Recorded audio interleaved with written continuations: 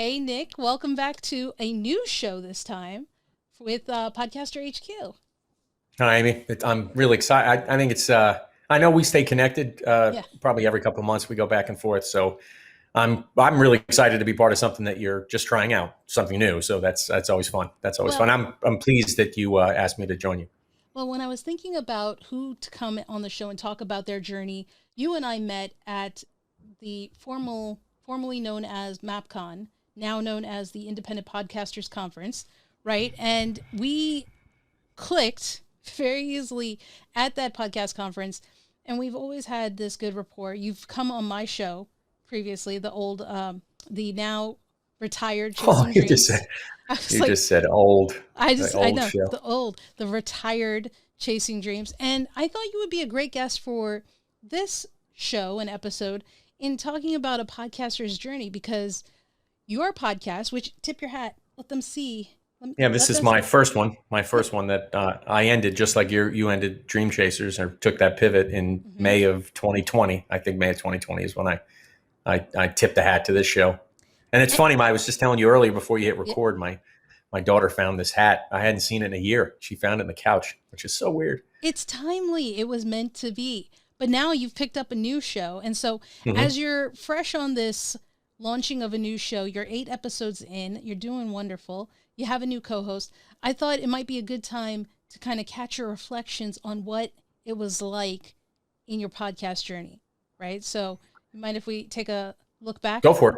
All To right. do it, please do. So, one, and I know the answer because we've talked about it before, but share with the people watching and listening, why did you start the podcast? My co-host now of my podcast called the Lucid and Gray podcast. He's my best friend. His name's Duarte Montero. I call him Dewey. So on my original podcast, he was always my pal Dewey. And Duarte left his corporate job back in like 2013. Mm. He and I worked at the same company, and he started a martial arts studio. First, he built a studio out of his basement, spent a ridiculous amount of money. I didn't find out what he spent on this studio till like Oh, years later. I was like, wow, no wonder why your wife was a little concerned about what you were doing. I mean, it had lockers. It was crazy. And man. he built this business. And I was still working, we both left this company we both worked at. And we were talking. I was in my driveway, and he said, I was on the phone, and he said, it's great. I open my doors open up this weekend. I have a lawyer, I have an accountant, I have all this stuff. And I don't know much about marketing, and I don't have like videographer. And I had dabbled in video, some on occasion, especially utilizing websites like Facebook, and which I guess Facebook's different. You could always say Facebook was different a year ago than it is now, Yep. but I don't know if it was astronomically different back in 2014 and 15 or 13. But I had a degree in fine arts and a background in audio and video, and I like making videos. I've been doing it since I was a kid. We made tapes when we were kids. My friend's VHS, RCA VHS video recorder, we would use and make movies all the time. We were just actually, my best friend and I were going back and forth from childhood. We're going on about that. So I was always interested in doing that. My father had a lot of technology when we were kids, and he said, I need somebody to help me with video. And I had a video camera and some editing software. And I said, sure, I'd love to help. So we would schedule times. I would drive like 45 minutes. He would just simply throw his arms up in the air and say, I can't operate a camera. You have to help me. And so the goal was not only to help him with his content, but also teach him how to do it. Well, eventually I did. I taught him how to do it. So as I dabbled in all that, we would talk about common interests, and I would mention things about podcasts I was listening to, things I'm interested in, like video games and movies and things like that. And I think at one point, I was following these guys on this website called IGN, and they had started their own podcast, or had done even podcasts for the show, things like PlayStation, Xbox. And I was so enamored with what they did. And then they decided to leave and start their own company. And I kind of got this itch, like, wow, they want to do podcasting. Maybe I could do the same thing. Mm-hmm. And I mentioned it to my friend. He's like, oh yeah, you can start a podcast, talk about comic books, talk about movies and video games. And I thought, well, that's lame because everybody else is doing that. Well, if I could do a podcast, I said to Dewey, when we get together before we shoot videos, I really get you caught up on what's going on. Why don't we do a podcast about that? And I enjoy telling stories, and especially stories about my life, because it's fun paying it forward, the lessons I've learned. And Dewey and I would set up the microphones, and before I helped him or after I helped him with his videos, he would let us record in his office. And I remember our first podcast I did didn't work, actually. It was broken. And we ended up, if you listen to my first Independent podcast, it's actually the second, because 45 minutes before I did the entire show, and then we re-recorded the same show, remembered what we talked about. It was so, I wish we had that original one, because it was so authentic and fresh. Yeah. And I would just do these shows, and I made it a point. I ran it like a job, which was, I put an enormous amount of pressure on myself to get them done all the time. But I did all the editing, and created a Facebook page and started sharing it with people. First, people that I knew listened to it, that I got to know in the community. And then I got on Twitter, and then I started networking with other podcasters, and they started listening. And it just kind of evolved into this thing where it was my opportunity to share stories about my life. And the reason why I like doing that is because no one could tell my story better than me. So I was all about making sure I was producing content that was authentic to me, that couldn't be duplicated. I'm such a big fan of being I was a band, Amy. Yeah, I was in a band in college. I was a drummer, and we never played covers. Well, we had two covers. We did Monkeys, Stepping Stone, but we did like a rock version of that, like a metal version of that, and then we did like a country version of that, and then we did White Wedding by Billy Idol, which was like cool, but it was our own take on it that people remembered. So I was, as an artist, I always thought, do something that no one can do. And I just grinded it out and did show after show, taught myself, learned everything about publishing online, and got way too involved in the vanity metrics, which was stupid. I mean, the same things happen in my podcast now, where our listenership is now dropping. And I remember that, looking at that going, oh, but who cares? It's going to go up and down or whatever.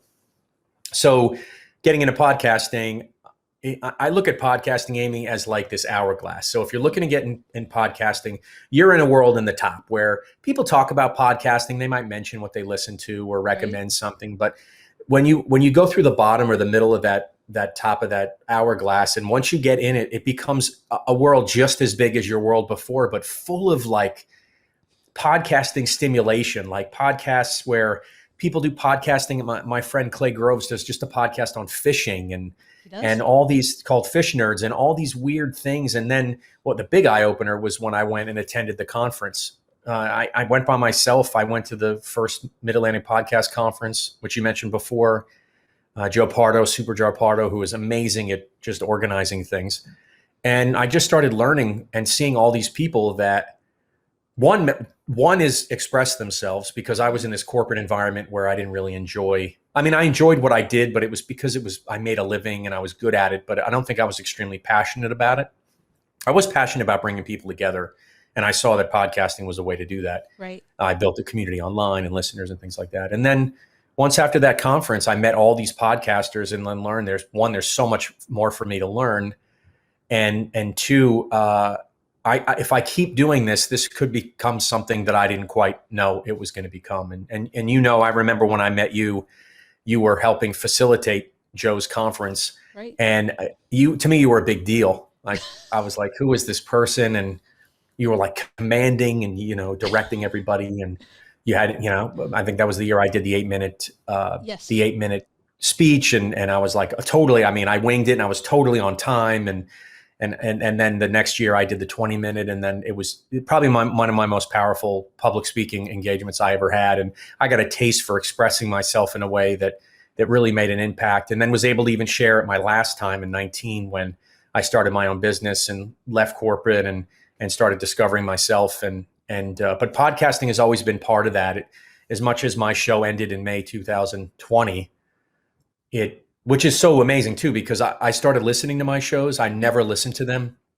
And I'm a professional painter now. I own a painting company. So when I'm out, and occasionally it's on, like one podcast will end, and then suddenly on an Overcast on the app, it'll kick in my show. And then I just listen. I'm like, wow, I remember it's what memories, I was. Right? Well, I do it. I did it as a form of legacy for my kids, and It's And great. now it's me. I'm out there. And then ironically, when I closed the show, my list, like, suddenly the show got real popular. And I don't know Okay. if it was some So crazy algorithm, but no, isn't that funny? So I have found, I can't say for Chasing Dreams because it literally just ended yesterday at the time of this recording, but my very first podcast still gets listeners, if nothing else, more listeners. And it was about a TV show. I don't know if it's because the show is on Netflix and people are picking it up or yeah. what, but when I stopped, it actually picked up on viewers and listeners. It's funny. You can't predict how things will be received or when they will be received. It's Yeah. And it's that's the thing, getting hung up on when you yeah. start a show and you expect, I mean, I was the kind of guy like, oh, I'm going to get 10,000 people listening to me. And I'm like, why would you want to listen to what I just talked about? It's not even that. But what I've learned is podcasting to me is about, and what I've always been passionate about is bringing people together. Mm-hmm.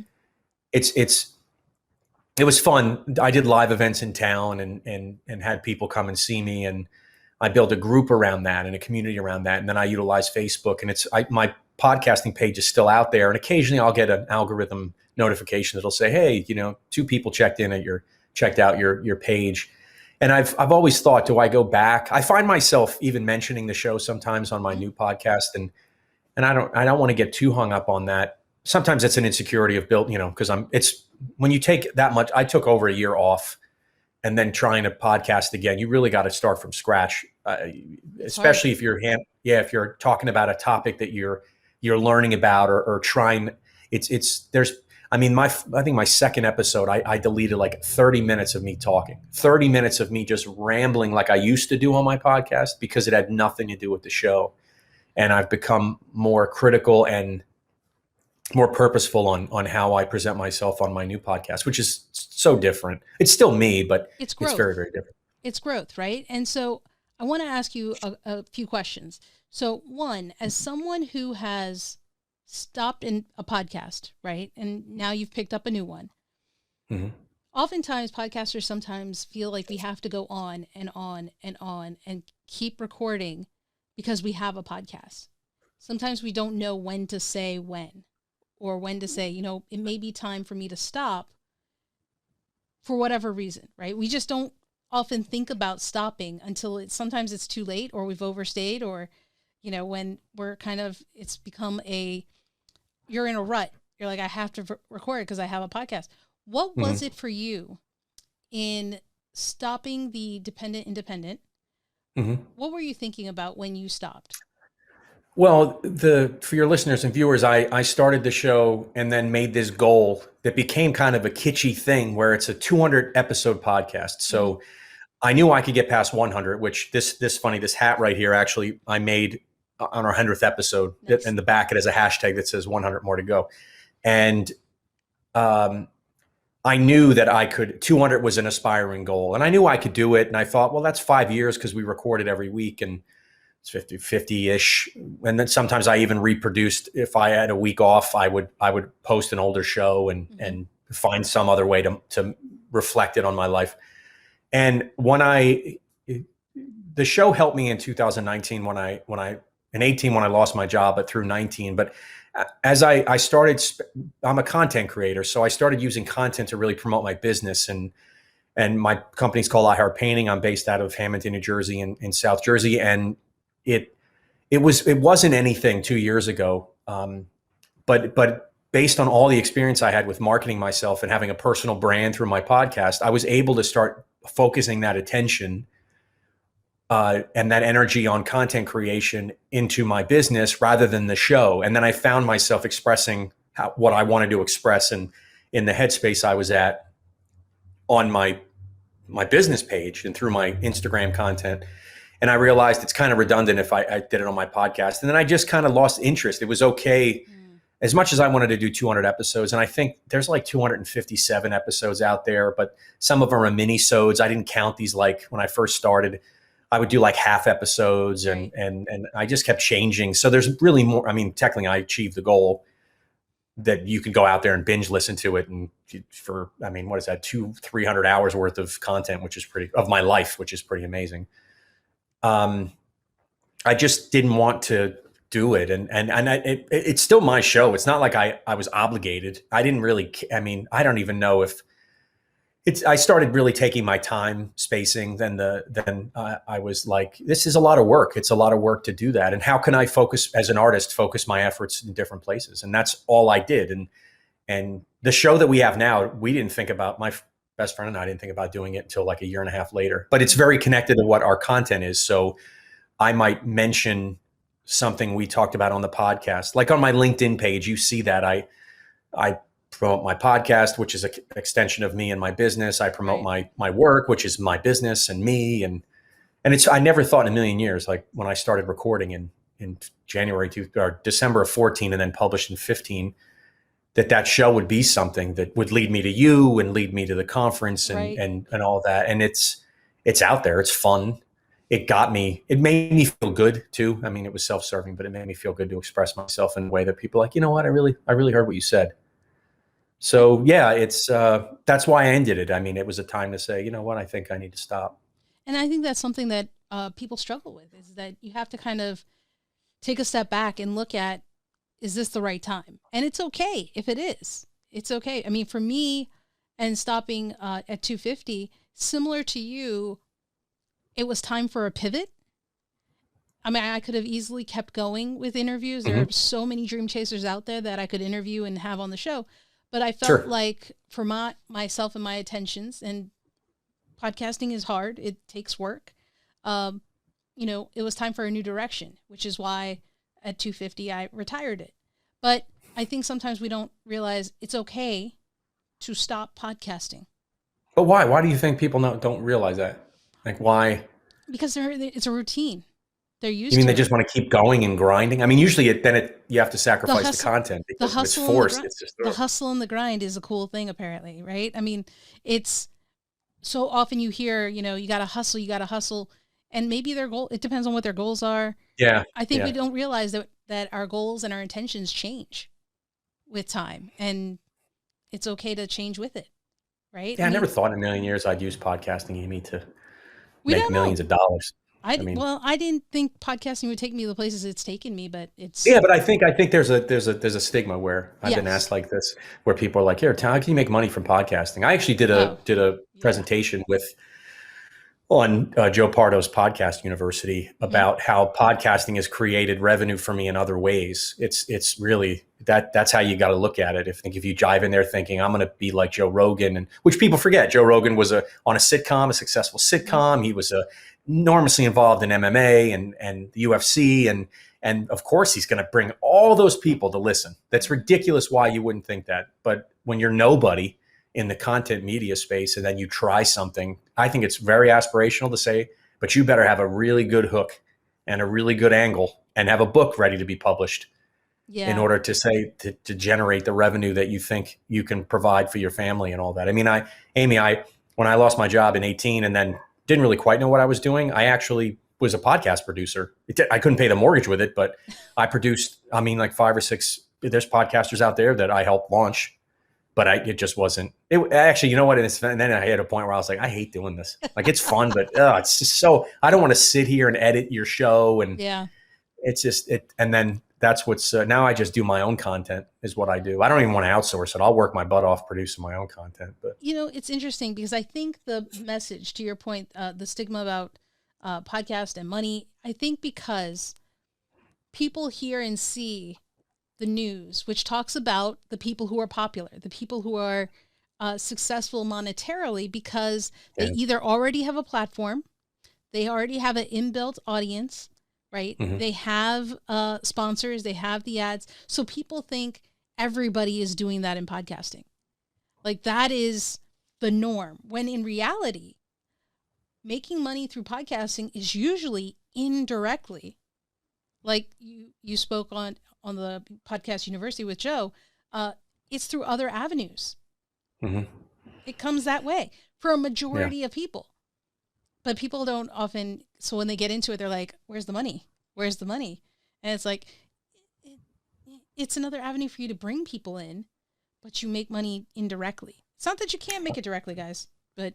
Well, I think maybe people, it's not that hard to, I think as a podcaster, I've become good at the craft, and I try to. Duarte, my best friend Dewey, being my co-host in Lucid the Gray podcast, he's learning, and I'm trying to teach him what it means to broadcast. How when we're recording, he's talking, but I'm talking, producing, directing. Everything is going on in my head because I have to. And I think people might look at podcasts like, what is that? Like anyone can do that. Well, anyone can record anything. Even I tell my customers this, like anyone can take paint out of a bucket and throw it on something.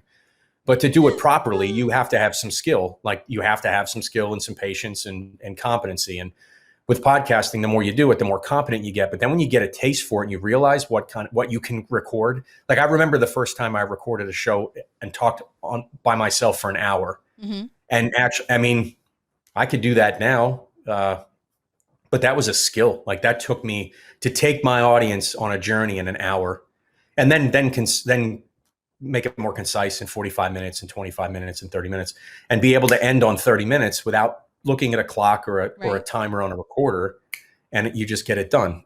But I think people think with the ease of it, that's great. It cost me that's a lot of, see, I work really hard every day to make money. I mean, I'm outside climbing and sweating and I know it seems there's such a lot of YouTubers, there's always this thing with content creation about passive income. And passive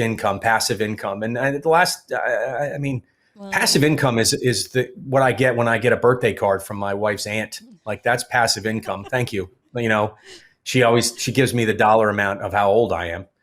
So as soon as I hit 50 in 4 or 5 years, I get You'll be rolling a $50 bill in my card.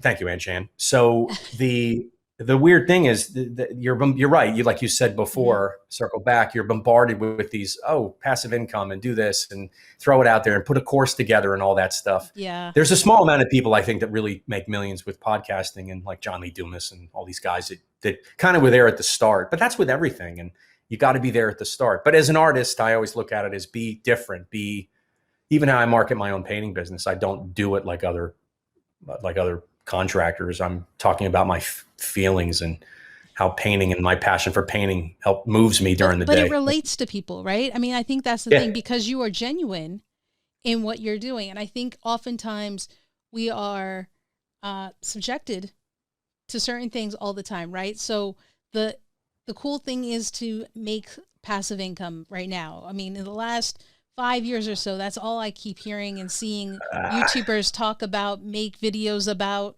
blog posts about. Podcasting should be passive for you. Listen, do you, right? There are other options and perspectives out there.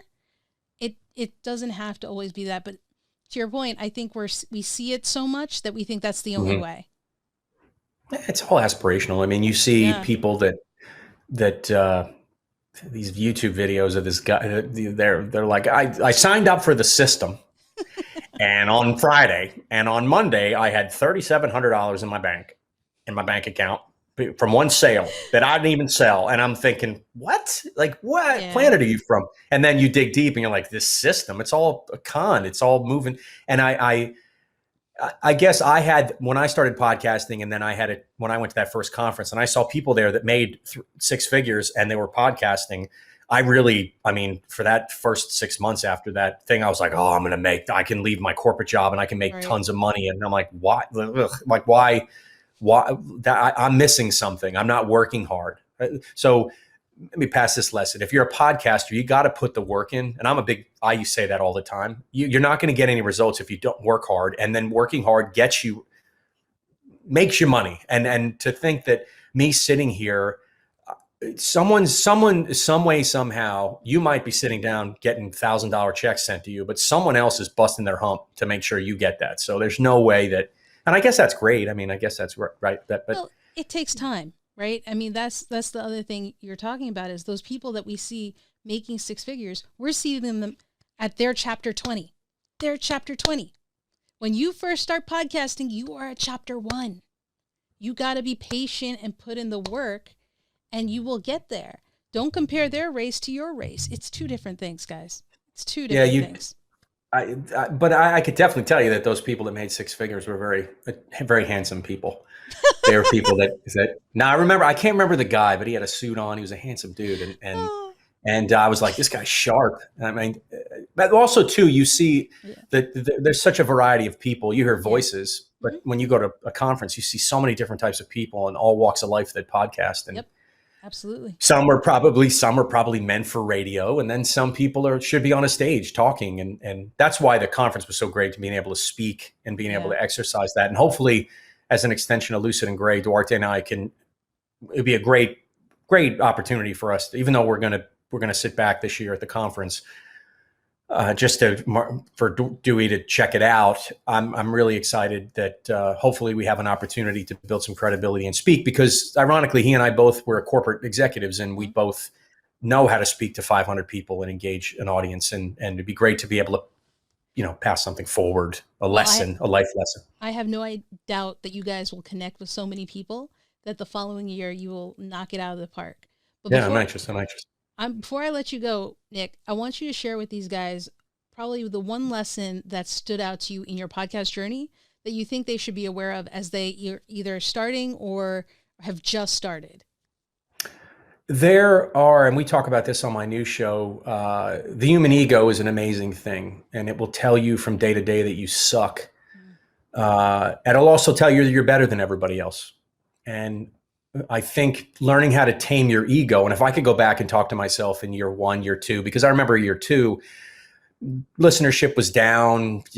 It didn't seem to get the responsive, I was kind of running out of things to talk about. I needed to pivot a little bit. And my ego told me I sucked and why am I doing this and what a waste of time. And ironically, a close friend of mine, a podcaster, said to me, give it another year. And it was like, really? A whole year? And then if I gave that 1 year, and then the momentum was so big, I couldn't stop, which was, I'm so out there. My personal brand is so far out there, and you'll create it without even thinking about it. You'll do things, your podcast will do things for you didn't intend for them to do, or become something you didn't intend for it to become. But your ego will trap you and tell you that you're either not good enough or you're much better than everybody else. And you begin to judge other podcasters. Oh, my show is better than them. And I did that. Trust me. I did that. And it was rather than learning something from them. And it's an amazing thing, because the communities we have on Facebook, and even Amy and I could go back and forth off a call like this and bounce ideas off each other. You have so many people to ask for help. And because it takes time to put your voice out there for the world to listen to. Brave is a brave thing. But once you do it and you've crossed that bridge, you got to be authentic and true to yourself, and don't judge, and try not to be an a-hole, because the world will reward you for it and find a way to take that show, that little nugget of interest that you have or passion that you have, that you want to spend 30 minutes to an hour or 10 minutes or whatever to talk about, that you'll find a niche of people that want to hear that and want to get excited. I mean, just like my new show is a totally different niche than my old show was. And I have to discover that and figure out who that is. And Amy listened to a show, and we talked a little bit earlier about it, and a close friend of mine is dealing with some stuff, and I forwarded one of our episodes to her, and she listened and enjoyed it. So I'm anxious, and I'm curious to see. I'm midlife. I'm going to be 46 this year. And the show, I started recording it before I hit 40, and it was a scary time. And I had a midlife crisis during the show. And I mean, it was hard, very, very hard. It was moments. I remember doing a Facebook Live where I think I actually looked in the camera and said, I need help. Like it was me. And then, which was great, which is a life-changing experience, is my episode that I was on with you. And you asked me, what am I afraid of? And I remember just going white and then trying to express what I was really afraid of. That was my first step in conquering that midlife crisis, which was such an amazing show. That's so important to me. Like, that recording was so important to me. So look at that, all these things that you think, well, I'm going to record a show and talk about movies, and suddenly it becomes something. But if you don't put the time into it and you get hung up with your ego and all this other stuff we've talked about, it's not going to go anywhere. And then you'll find yourself beating yourself up like, oh, it should be this way, it should be that way. Well, hey, you woke up today. You should be excited. You woke up today. It's beautiful. Wherever you are, you're around people you love. You should be grateful for that. And recording a podcast is just simply icing on the cake. That it is. Nick, thank you so much for joining us. I wish you all the best in your podcasting journey, my friend, and we'll see you along the way. Thanks, Amy.